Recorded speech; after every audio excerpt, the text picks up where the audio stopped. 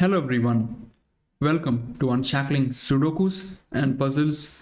I'm here to solve a classic Sudoku created by our dear Patreon, Wisteria Fall. This was published on the Logic Masters Germany portal some time back, and the classic is rated 91% on the portal. Usually, classic Sudokus on the LMD portal struggle to reach even 85 to 90%. And for a classic to reach 91%, you can say that this must be a really wonderful one. And having solved this classic, I can vouch for its quality. One can learn a thing or two by solving this classic. So please do give it a try and come back and watch the video. I'll also remember to add a link to all of Wisteria Sudokus on LMD. If you want to try out more Sudokus by this author, so you can find the link in the description of the video. And what else? So if you're enjoying the videos we are putting out, please do hit the subscribe button. I will be really happy to see you subscribe to the channel, and if you want to take it a step further, you can consider supporting us on Patreon. Right now we don't have regular monthly rewards, just that if you're enjoying the videos, you can think of supporting us. So having said that,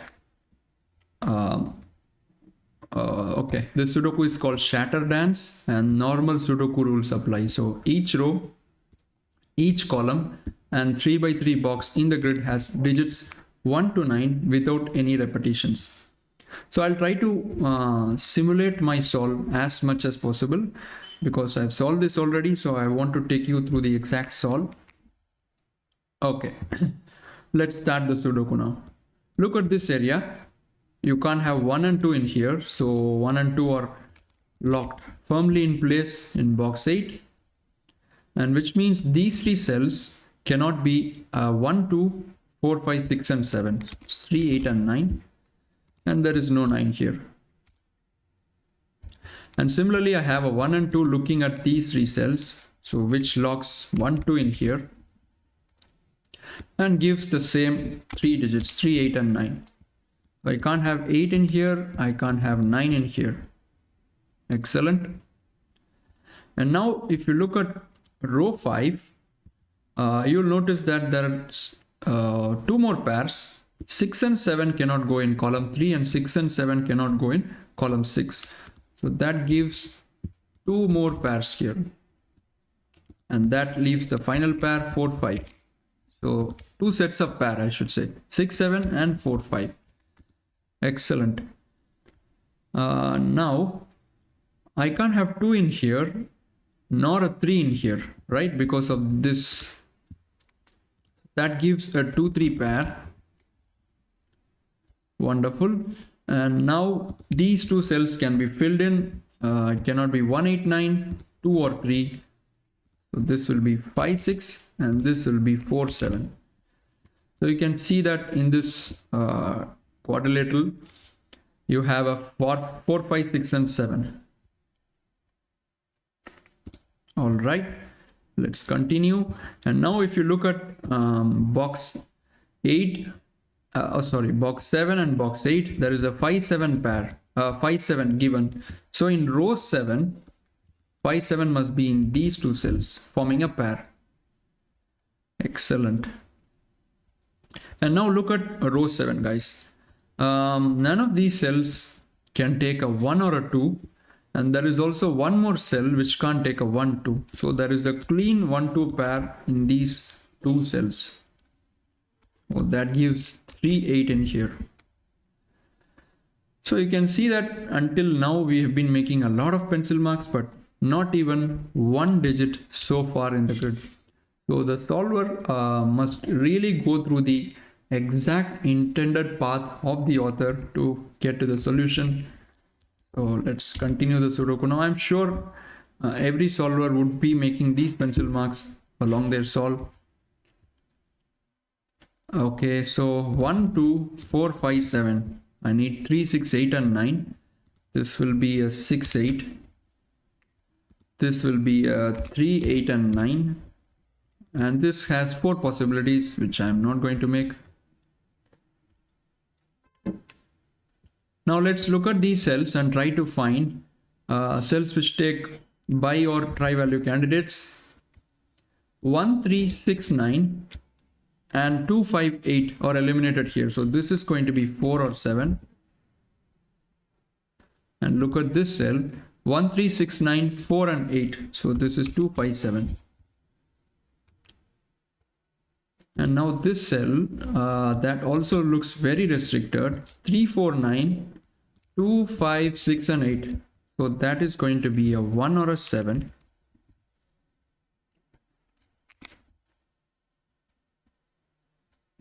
We can do some stuff with the 6. 6 must be in one of these two cells. 6 must be in one of these two cells. And 6 must be in one of these two cells. Nothing much.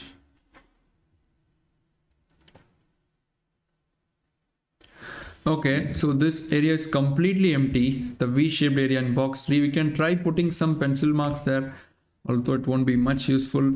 So right away, 5 digits are eliminated from these cells, 6, 8, 5, 7, 9. So these must be 1, 2, 3, 4. You must have 1, 4 here, a 2, 3, 4 here. This will be 1, 2, 3, 4. So that's a 4, 7, 4, 7 here. So I just want to add something here, not with respect to this particular classic, but in general, whenever you see cells having the same bi-value candidates, be it close together or in remote places, always be on the watch out for those cells because they may give rise to a W wing. In harder classics, you may see W wings. That would be really nice to spot. It is not going to necessarily help with respect to this classic, but always be on the lookout for such bi-value candidates which have same digits. Okay, continuing on. Column 5.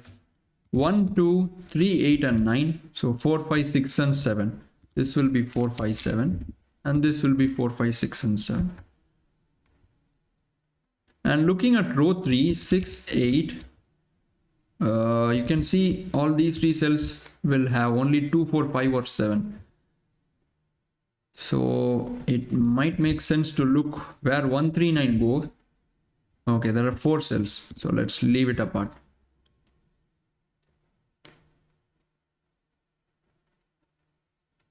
Okay, so I think we have made more or less the pencil marks that a solver is expected to make to reach this point. So at this point, I started thinking, right? So till then, you can make all these markings without much of a thought. But at this point, you need to start thinking a bit because remember, we haven't made a single digit yet in the solve. What a wonderful position in the grid to have.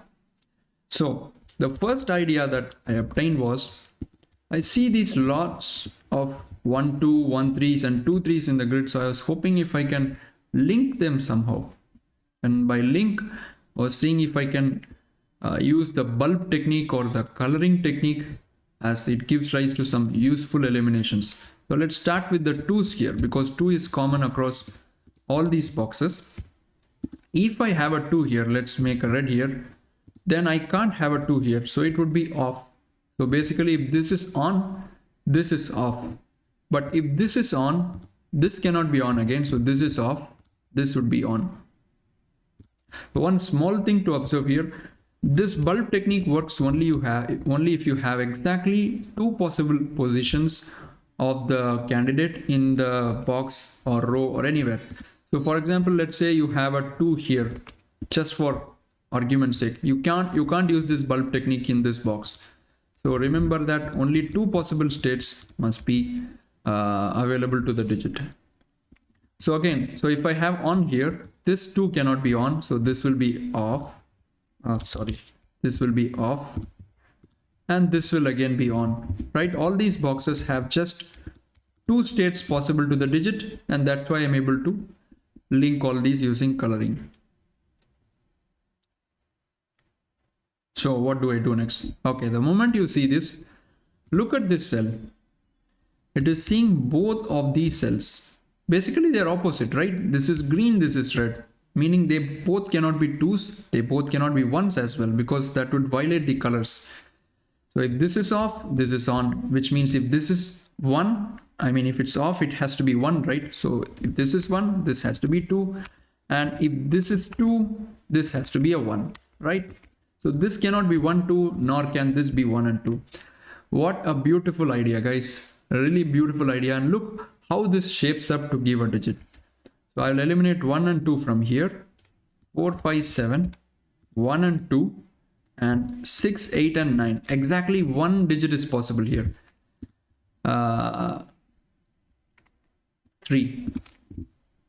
Amazing, right? Just sit back and admire the beauty of this deduction, guys. Wonderful deduction, really. I don't think there is any other way you can continue in the grid. So you can't have 6, 8. You can't have 4, 5, 7 or a 9. So 1, 2 and 3, but both 1 and 2 are eliminated. So that is a 3. And now that gives rise to some digits. You have a 9 here. That will be 3 and 8. So now that we have got 9s, it makes sense to make use of 9 somewhat. And that 9 is eliminated right away. This is a 9. And that gives a 9 in row 2. Get a 9 here. So 9 in rows 4 and 5. So I get a 9 here. And 9 in box 7 must be in one of these two cells, which right now you can't make use of. Excellent. So one more cell we identified, right? So this cell is also looking at both greens and reds. So I cannot have 1 and 2 here, because if you have 1, then both of these become the same color. And if you have 2, then both of these become the same color, which is not possible. And by same color, I mean the same state, either both on or both off. That is not possible because of this that we have made. Okay, so 3, 5, 7, 9.